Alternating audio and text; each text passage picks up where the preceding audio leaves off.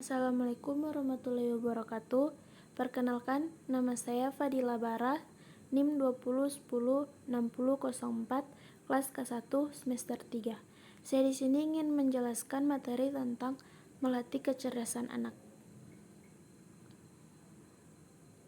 Menurut psikologi, ekspresi seperti amarah, sebel, frustasi, cemburu, iri hati, sedih, gembira, sayang, adalah macam-macam emosi. Mengenali dan mampu mengendalikan emosi adalah ciri salah satu manusia dewasa dan kepribadian matang.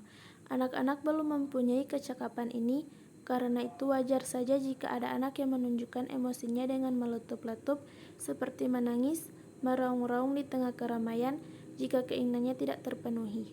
Menurut Peter Salovey dan John Mayer, psikolog dari Universitas Harvard dan New Hampshire di Amerika Serikat, kemampuan mengenali dan mengendalikan emosi itu yang dinamakan kecerdasan emosi atau emotional intelligence.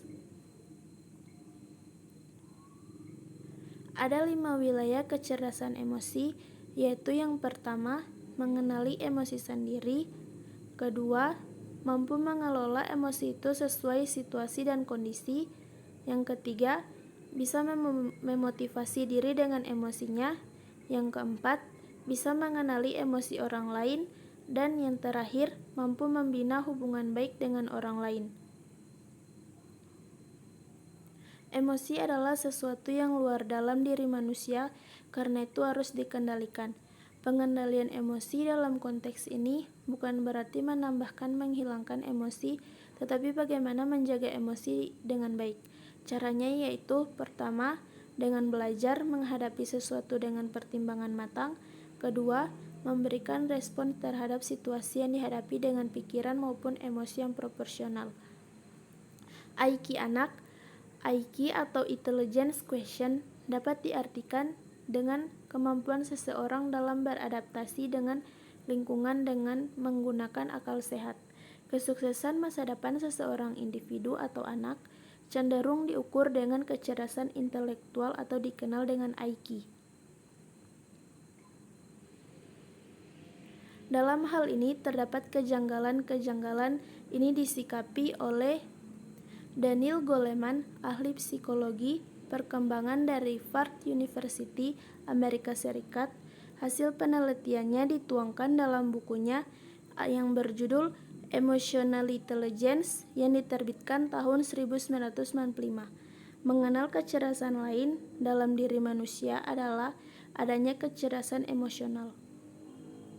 Kisdarto Atmosurparto dalam bukunya berjudul Temukan Kembali Jati Diri Anda menyebutkan bahwa dengan munculnya kecerdasan emosional atau IQ, kecerdasan kognitif atau IQ bukan lagi segalanya, tidak lagi pemain tunggal dan bahkan bukan lagi pemain utama. Karena kecerdasan kognitif atau IQ hanya menentukan 20% perjalanan hidup, sisanya 80% ditentukan oleh kecerdasan emosional, kecerdasan sosial, dan kecerdasan spiritualnya. IQ anak atau Emotional Intelligence merupakan indikator non-intelektual yang berupa sikap psikologis individu. Tips mengembangkan kecerdasan emosional IQ anak. Yang pertama, mendidik anak-anak untuk bertahan dalam situasi sulit. Yang kedua, menanamkan ketahanan dan pengendalian diri. Yang ketiga, menghadapi dunia luar. Yang keempat, menumbuhkan rasa ingin tahu, kreativitas, dan imajinasi. Yang kelima, beri anak-anak kesempatan untuk melatih cara pikir mereka. Yang keenam, menumbuhkan rasa percaya diri dan kemampuan untuk bangkit dari kegagalan. Yang ketujuh, menangani masalah harga diri anak. Yang kedelapan, lebih banyak dorongan dan dukungan. Dan yang kesembilan, tanamkan rasa hormat pada orang lain. Kerja pengasuhan. Menurut John Gottman dan John DeClaire dalam The Heart of Parenting atau kiat-kiat membesarkan anak yang memiliki kecerdasan emosional, tahun 1997, cara pembelajaran pengetahuan emosional adalah dengan menyadari perasaan anak dan mampu berempati, menghibur dan membimbing mereka.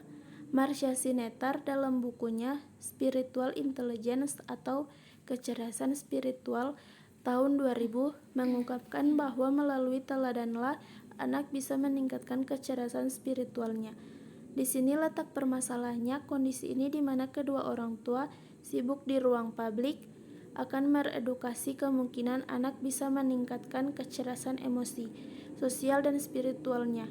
Sebab kecerdasan seperti ini dipengaruhi oleh teladan dan sentuhan personal yang penuh rasa cinta, atensi, dan apresiasi. Dalam konteks itulah aktivitas pengasuhan menjadi urgen dan pengasuh tersebut ialah ibunya, sebab ibulah sosok yang paling dikenal oleh anak. Itulah pembahasan saya. Lebih kurangnya saya mohon maaf. Wabillahi taufik wal hidayah. Wassalamualaikum warahmatullahi wabarakatuh.